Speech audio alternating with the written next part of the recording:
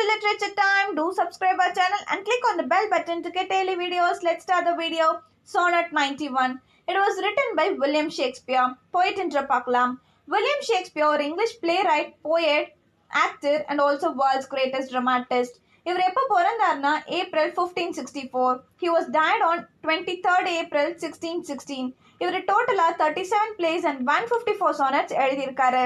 Let's see about the poem.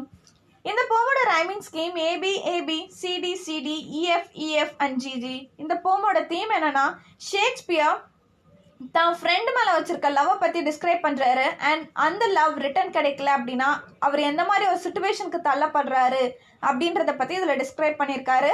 Let's see the summary of the poem. இந்த போம் எப்படி start பண்ணுறாரு அப்படின்னா, ஒரு சில பீப்புள் தன்னுடைய சோஷியல் ஸ்டேட்டஸை நினச்சி பெருமை அடைவாங்க. ஒரு சில பீப்புள் தன்னுடைய எபிலிட்டிஸை நினச்சி ப்ரௌட் ஆகுவாங்க. ஒரு சில பீப்புள்ஸ் தன்னுடைய வெல்த்தை நினச்சி ப்ரௌட் ஆகுவாங்க.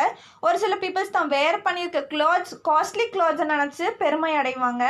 ஆர்எல்ஸ் ஒரு சில பீப்புள் தன்னுடைய ஹாக்ஸ் அண்ட் ஹார்ன்ஸை பற்றி நினச்சி பெருமைப்படுவாங்க. ஆர்எல்ஸ் தான் வளர்த்துற ஹார்ஸஸை பற்றி நினச்சி பெருமைப்படுவாங்க அப்படின்னு சொல்கிறாரு.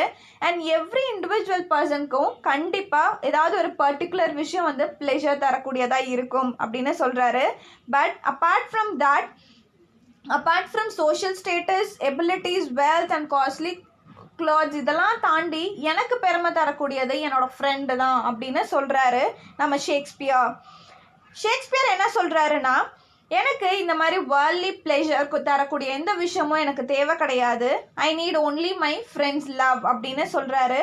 அண்ட் இன்னொன்று என்ன சொல்கிறாருன்னா, தன்னுடைய ஃப்ரெண்ட் வந்து தன்னை விட்டுட்டு போயிட்டாரு அப்படின்னா கண்டிப்பாக இந்த உலகத்துலேயே அன்ஹாப்பி மேன் இவராக தான் இருக்க முடியும் அப்படின்றத இதில் மென்ஷன் பண்ணியிருக்காரு.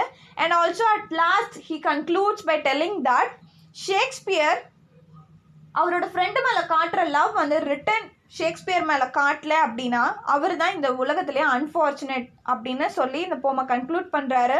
And that's all about the poem. It is a very short poem and hope you enjoyed this poem. Have given some points to remember. Do see that. Surely it will be very useful for you. Thank you for watching. We'll see you on next video. Bye.